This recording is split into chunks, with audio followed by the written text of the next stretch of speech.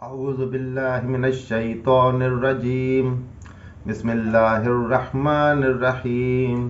لا إله إلا الله محمد رسول الله صلى الله عليه وآله وأصحابه وبارك وسلم. اللهم صل على سيدنا محمد النبي الأمي وعلى آله وأصحابه وبارك وسلم. استغفر اللہ الذی لا الہ الا هو الحی القیوم واتوب الیہ.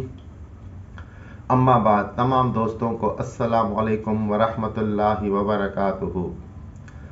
اللہ پاک قرآن پاک میں فرماتے ہیں، ان اللہ یامرکم ان تؤدوا الامانات الی اہلہا واذا حکمتم بین الناس ان تحکموا بالعدل ان اللہ نعم ما یعظکم بہ ان اللہ کان سمیعا بصیرا. سورہ نساء آیت نمبر 58.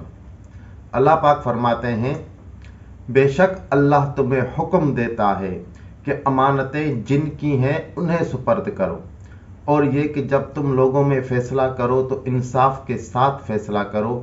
بے شک اللہ تمہیں کیا ہی خوب نصیحت فرماتا ہے، بے شک اللہ سنتا اور دیکھتا ہے. یہ آیت اصل میں ہمیں یہ بتا رہی ہے کہ حکومت کے حساب سے، ایک اسلامی حکمرانی کے حساب سے جو حکومت بنے گی اس میں جو امانتیں ہیں ان کے سپرد کرو، یعنی جو اختیارات ہیں ان کے حوالے کرو جو ان کے اہل ہوں. تو قرآن پاک کی اس آیت سے ہمیں یہ پتہ چلتا ہے کہ قرآن پاک کا جو نظام ہے حکومت کا، وہ اہلیت کی بنیاد پہ ہے، وہ جمہوریت کی بنیاد پہ نہیں ہے.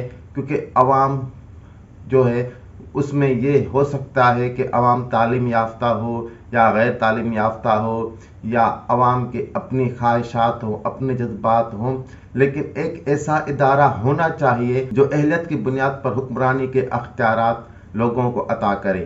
تو اللہ پاک یہ فرما رہا ہے کہ یہ اللہ تمہیں حکم دے رہا ہے. یہ آیت میں واضح ہے کہ ان اللہ یامرکم، بے شک اللہ تمہیں حکم دیتا ہے، تمہیں امر دیتا ہے کہ حکومت انہی کے سپرد کرو، امانتیں انہی کے سپرد کرو جو اس کے لائق ہوں، جو اس کے اہل ہوں.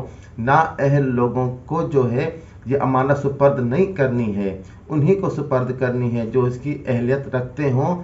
اور پھر جب تم کو یہ حکمرانی مل جائے اور جب تم اہلیت کی بنیاد پہ اس کام کے لیے نامزد کیے جاؤ اور یہ اختیار تم کو دے دیا جائے، تو پھر اللہ کہتا ہے کہ لوگوں کے درمیان انصاف کے ساتھ فیصلہ کرو. اور پھر اللہ پاک خود ہی اپنی ثنا کرتا ہے، خود ہی اپنی تعریف کرتا ہے، بے شک اللہ تمہیں کیا ہی خوب نصیحت فرماتا ہے. یعنی اللہ تعالیٰ نے تم کو کتنی بہترین بات سکھائی ہے کہ اہلیت کی بنیاد پر حکمرانی دو، نا اہلیت کی بنیاد پہ نہ دو. اور اہلیت میں جو اللہ پاک نے لفظ استعمال کیا ہے کہ امانتیں ان کے سپرد کرو جو امانتوں کا حق ادا کرنے کے لائق ہوں، تو پھر اس میں جو نظام ہم کو بنانا ہے وہ اہلیت کی بنیاد پہ بنانا ہے، نہ کہ کسی اور بنیاد پہ.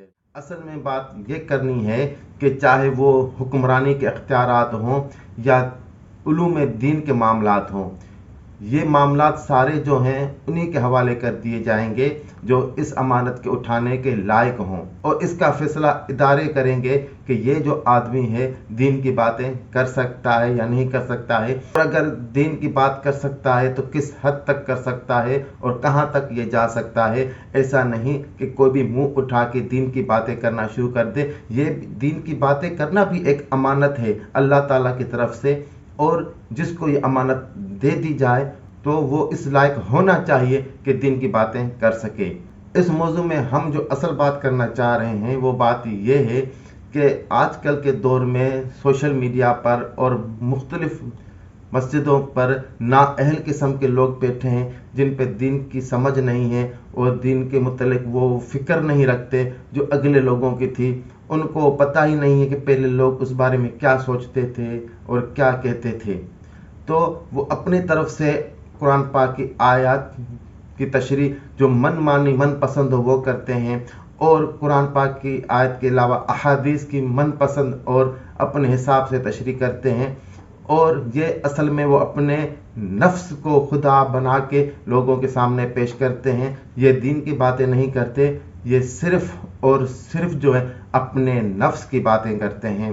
تو اللہ پاک جو ہے قرآن پاک میں یہ فرما رہا ہے کہ جو بھی کام ہو وہ اہلیت کی بنیاد پہ ہو، وہ صرف لوگوں کی پسند اور ناپسند کے حساب سے نہ ہو کہ لوگ فلاں کو فالو کرتے ہیں اس لیے وہ عالم ہے۔ کسی کو فالو کرنے سے یا کسی کے زیادہ فالوور ہونے سے کیا یہ بات اس بات کی تصدیق کرتی ہے کہ وہ عالم ہے؟ دنیا میں اس وقت سب سے زیادہ مذہب عیسائیت ہے، کیونکہ اب مسلمان جو عیسائی بن جائیں، کیونکہ زیادہ تر لوگ عیسائیت کو فالو کرتے ہیں۔ تو یہ سمجھنا ضروری ہے کہ بات وہ ہو جو عقل کے حساب سے، علم کے حساب سے صحیح ہو۔ ایک فزکس کا ماہر فزکس پر بات کر سکتا ہے، ایک کیمسٹری کا ماہر کیمسٹری پہ بات کر سکتا ہے، تو اسی طرح دین کی باتیں بھی وہی کر سکتا ہے جو اس کی اہلیت رکھتا ہو، جس کی سمجھ رکھتا ہو اور اتنی عقل رکھتا ہو کہ وہ دین کی باتیں کر سکے۔ اس کے بعد اللہ پاک قرآن پاک میں فرماتے ہیں یا ایھا الذین آمنوا اطیعوا اللہ واطیعوا الرسول واولی الامر منکم فَإِن تَنَازَعْتُمْ فِي شَيْءٍ فَرُدُّوهُ إِلَى اللَّهِ وَالرَّسُولِ إِن كُنتُمْ تُؤْمِنُونَ بِاللَّهِ وَالْيَوْمِ الْآخِرِ ذَلِكَ خَيْرٌ وَأَحْسَنُ تَأْوِيلًا۔ اس کا ترجمہ اس طرح ہے، اے ایمان والو، حکم مانو اللہ کا اور حکم مانو نبی پاک صلی اللہ علیہ وسلم کا اور ان کا جو تم میں اولی الامر ہیں، حکومت کرنے والے ہیں۔ پھر اگر تم میں کسی بات کا جھگڑا اٹھے تو اسے اللہ اور اللہ کا رسول صلی اللہ علیہ وسلم کے حضور رجوع کرو۔ اگر اللہ و قیامت پر ایمان رکھتے ہو تو یہ بہتر ہے اور اس کا انجام سب سے اچھا۔ تو اس میں اللہ پاک فرما رہے ہیں کہ اطاعت کرو اللہ کے احکامات کی، اور اللہ کے احکامات کا پتہ کیسے چلے گا؟ نبی پاک صلی اللہ علیہ وسلم کے ذریعے، کیونکہ نبی پاک صلی اللہ علیہ وسلم ہی اللہ کے احکامات بتانے والے ہیں جو انہوں نے بذریعہ قرآن پاک ہمیں بتائے ہیں، اور قرآن پاک آج تک محفوظ ہے۔ اور نبی پاک صلی اللہ علیہ وسلم کا حکم اس لیے مانا جائے کیونکہ وہ اللہ تعالیٰ کے حکموں کی اطاعت کرنے کے لیے اور لوگوں کو اللہ کے حکم کی اطاعت سکھانے کے لیے اس جہاں میں ظاہر ہوئے ہیں، اور اللہ نے ان کو اس جہاں میں جو بھیجا ہے وہ اسی کام کے لیے بھیجا ہے کہ اللہ کا ذکر جو ہے وہ پوری کائنات میں بلند ہو جائے۔ اور اس کے بعد جو اولی الامر ہیں، حکومت کرنے والے ہیں، اس حکومت سے مراد سیاسی حکومت بھی ہے اور مذہبی حکومت بھی ہے، ہر درجے کی حکومت ہے، نیچے سے لے کر اوپر تک جو بھی حکومت کرنے والے ہیں ان کی بھی اطاعت کرنی ہے۔ گھر میں جو ہے والدین کی اطاعت کرنی ہے، بیوی کو اپنے شوہر کی اطاعت کرنی ہے، خاندان والوں کو اپنے سربراہ کی اطاعت کرنی ہے، اور شہر والوں کو اپنے شہر کے جو حکمران ہیں ان کی اطاعت کرنی ہے، اور جو ملک ہیں ان ملکوں کے جو حکمران ہیں ان کی اطاعت کرنی ہے۔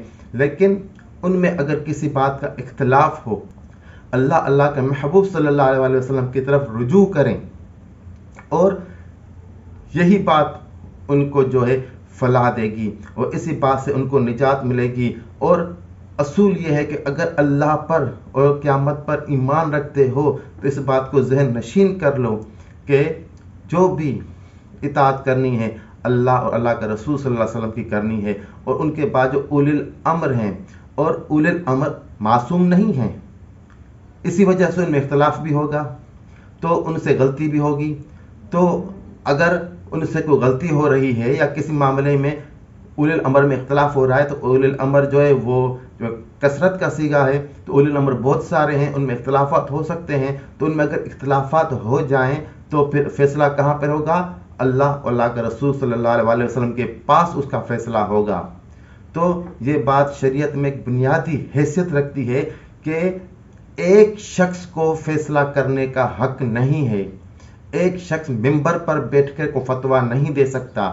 اگر کوئی فتویٰ دے سکتا ہے، اگر کوئی فیصلہ دے سکتا ہے تو وہ مجموعی طور پر علماء کرام بیٹھ کر، یا کوئی سیاسی فیصلہ کرنا ہو تو مجموعی طور پر جو غور و فکر کرنے والے، تدبر کرنے والے عالم و فاضل لوگ ہیں، ساتھ مل بیٹھ کے اس اختلافی مسئلے کا حل نکالیں گے۔